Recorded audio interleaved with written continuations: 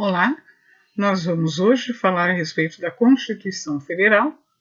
O que é a Constituição? Um pouco do histórico da Constituição Federal, o número de constituições que já tivemos e essa parte inicial de história da Constituição.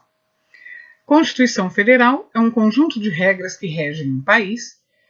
Ela é a lei essencial que rege o país. Ela determina as formas de governo, ela organiza os poderes, os direitos e garantias fundamentais, as cláusulas pétreas, as limitações para os deveres dos cidadãos, distribui competência, cria a forma para a elaboração das leis. Constituição Federal, também chamada de Carta Magna, Lei Suprema, Lei das Leis, Lei Fundamental, Constituição da República Federativa do Brasil. A Constituição Federal é o ordenamento mais importante que existe no país. Ela fica no ápice da pirâmide, pirâmide essa imaginária, que existe das leis. Abaixo dela nós encontramos as normas infraconstitucionais. A Constituição Federal, sendo a maior lei de um Estado, ela se sobrepõe a todas as outras leis e, via de regra, tem as seguintes finalidades. Ela visa organizar o Estado, limitar os poderes do Estado, definir as diretrizes da vida econômica e social, distribuir as competências das instituições, determinar direitos básicos do cidadão, define o método de escolha dos governantes. É isto que uma Constituição precisa conter. Algumas delas contêm muito mais do que isso, como é o caso, por exemplo, da nossa Constituição Federal de 88. Por isso ela foi chamada de Constituição Cidadã. Ela trouxe muito mais do que essas situações que são originalmente necessárias numa Constituição. A nossa de 88, ela trouxe os direitos sociais, ela trouxe questão que envolve direito civil e uma série de outros ramos de direito. O histórico das constituições no direito brasileiro. As doutrinas divergem sobre o número de constituições no direito brasileiro. Alguns autores entendem que existiram 7 constituições, e outra parte da doutrina entende como 8 constituições. Esse conflito ele se deve ao fato que em 1967 foi promulgada uma Constituição. Todavia, em 17 de 10 de 69, foi promulgada pelo Congresso Nacional, mas como foi imposta pelos militares, ficou definido que ela foi outorgada pela Junta Governativa Provisória, conhecida como a Segunda Junta Militar. Foi, então, instituída a Emenda Constitucional número 1 de 69. Na verdade, foi outorgada essa emenda. Por isso, alguns dizem que tive 8 constituições, alguns dizem que tive 7. Mas a maioria entende como 8 constituições. A primeira Constituição foi a Constituição Política do Império. Ela foi jurada e outorgada em 1824. Esta primeira ela foi outorgada porque eu não tinha poder constituinte originário antes. Ela foi a criação. A segunda foi promulgada em 1891. A terceira em 1934. A quarta foi outorgada em 1937. E ela ficou conhecida como Constituição Polaca, porque ela foi baseada na Constituição Dominadora da Polônia. A quinta foi promulgada em 1946. A sexta, outorgada em 1967. A sétima, também outorgada pela Emenda Constitucional número 1 de 1969. E a oitava foi promulgada em 5 de 10 de 88, denominada, como já falei, Constituição Cidadã, posto que foi a melhor Constituição para o cidadão. Essa nossa Constituição de 88 foi promulgada pela Assembleia Nacional Constituinte. As constituições, quanto às formas de expressão, elas podem ser outorgadas ou promulgadas. A Constituição outorgada, ela pode ser também chamada de Carta Constitucional. Eu posso chamar uma Constituição de Carta Magna, mas eu não posso chamar de Carta Constitucional, porque Carta Constitucional nós falamos das outorgadas. Outorgada, elas são impostas, elas são ditatoriais. Elas surgem sem a participação popular. Ela resulta do poder dominante. As promulgadas, ao contrário, elas são as populares, as que nascem com a participação popular, decorrentes de uma Assembleia Nacional Constituinte. Excetuando a Constituição de 1824, que foi a primeira e assim teve que ser imposta, somente foram outorgadas a de 37, 67 e 69. Todas as demais foram constituições promulgadas. Classificação das constituições quanto à forma. Ela pode ser escrita, que é a Constituição sistematizada num texto único. É um documento solene. No Brasil, todas as constituições são escritas até o momento. Não escrita é chamada costumeira. As normas não constam em um único ordenamento, por ser baseado em costume e jurisprudência. A Constituição da Inglaterra é considerada uma Constituição costumeira. Eles têm pouquíssimos artigos e o restante é mantido pela jurisprudência. No Brasil, a nossa Constituição é enorme, ela tem inúmeros artigos, ela regula situações que nem são de competência da Constituição. Porém, ela foi a melhor Constituição que nós tivemos até hoje para o povo, em nome realmente do povo. Quanto à elaboração, ela pode ser dogmática. Dogmática é a Constituição escrita elaborada por um órgão constituinte, buscando ideias fundamentais da política naquele momento. E ela pode ser histórica, que é costumeira, não escrita e resulta de formação histórica. Quanto à origem, ela pode ser promulgada ou outorgada cesarista. Promulgada é originária de um órgão composto por representantes do povo, eleitos para o fim de elaborar a Constituição, a Assembleia Nacional Constituinte. Outorgada é elaborada sem ser com a participação do povo. Ela é imposta por um governante ou por um grupo de pessoas, que muitas vezes tomam o poder à força. Cesarista é aquela elaborada após um plebiscito popular. Sobre um projeto elaborado por um imperador ou ditador, ela visa apenas a participação popular para ratificar a vontade do detentor do poder. Quanto à mutabilidade, a Constituição pode ser rígida, flexível, semirrígida. Rígida é aquela alterável mediante processos, solenidades e exigências formais especiais.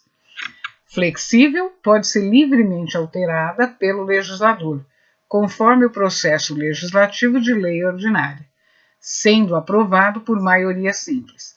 Uma Constituição flexível, então, ela pode ser alterada por maioria simples, como é uma lei ordinária. Já uma semirrígida contém uma parte rígida e outra flexível.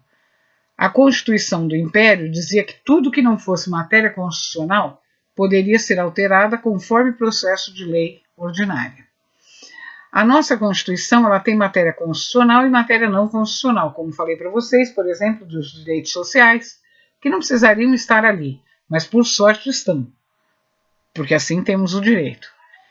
Nesse caso, nós não aceitamos essa forma de agir a cesarista. Nós usamos a forma para reformar a Constituição, a questão rígida. Na verdade, a nossa é quase super rígida, porque ela é cheia de situações, como vocês puderam ver no outro vídeo, que falava sobre a emenda constitucional. Quanto ao conteúdo, nós dizemos que uma Constituição pode ser material e formal. Material é aquela que possui apenas matérias constitucionais. Formal, além de possuir matéria constitucional, também possui outros assuntos. Portanto, que se encontra na Constituição de forma que não seja matéria constitucional. Por exemplo, na nossa Constituição, nós temos o artigo 242, parágrafo 2º, que diz que o Colégio Dom Pedro II, localizado na cidade do Rio de Janeiro, será mantido na órbita federal. Essa, então, realmente não é nem dizer que tem a ver com o ramo de direito. Esse tipo de Constituição, então, é chamada de formal. Quanto à extensão, então a nossa é formal, é sintética ou analítica. Sintética contém um número reduzido de artigos, contém apenas os princípios e normas referentes à estrutura do Estado. Analítica contém um número elevado de artigos, abordando matérias que poderiam ser deixadas a cargo de lei ordinária. A nossa é analítica. Quanto à religião, ela pode ser teocrática, laica, também chamada de leiga. Teocrática é aquela que adota uma religião oficial. Laica é aquela que não adota uma religião oficial. A nossa Constituição é laica. Inclusive, não devemos deixar de observar o artigo 19 da Constituição, que fala: é vedado à União, aos Estados, ao Distrito Federal e aos municípios, inciso 1, estabelecer cultos religiosos ou igrejas, subvencioná-los, embaraçar-lhes o funcionamento ou manter com eles ou com seus representantes relações de dependência ou aliança, ressalvada na forma da lei a colaboração de interesse público. Então vimos que, além de tudo, a Constituição proíbe. Dessa forma, nós podemos concluir que nossa Constituição é formal, escrita, dogmática, promulgada, analítica, laica e rígida. Frise-se que é possível afirmar que a Constituição Federal Brasileira é extremamente rígida, pois, além de possuir um processo rigoroso de alteração, ela possui matérias que não podem ser abolidas, as denominadas cláusulas pétreas, previstas no artigo 60, parágrafo 4º da Constituição. As cláusulas pétreas constantes deste parágrafo 4º não são um rol taxativo. Tanto é verdade que a doutrina as chama de explícitas.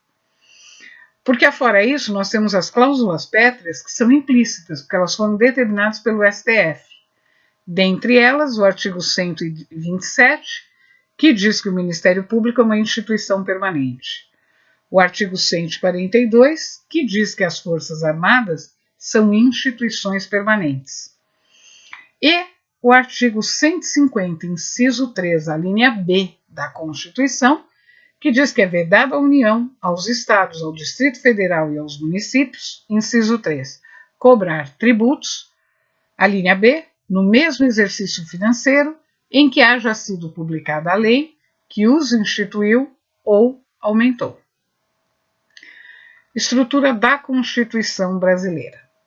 A Constituição Federal é dividida em 3 partes: o preâmbulo, a parte dogmática e as disposições transitórias. Preâmbulo da Constituição deriva do latim pré-ambulare, que vem antes, que precede. É a parte que antecede a Constituição, vem antes das normas constitucionais. Na verdade, o preâmbulo expressa os princípios e objetivos buscados pelo Estado.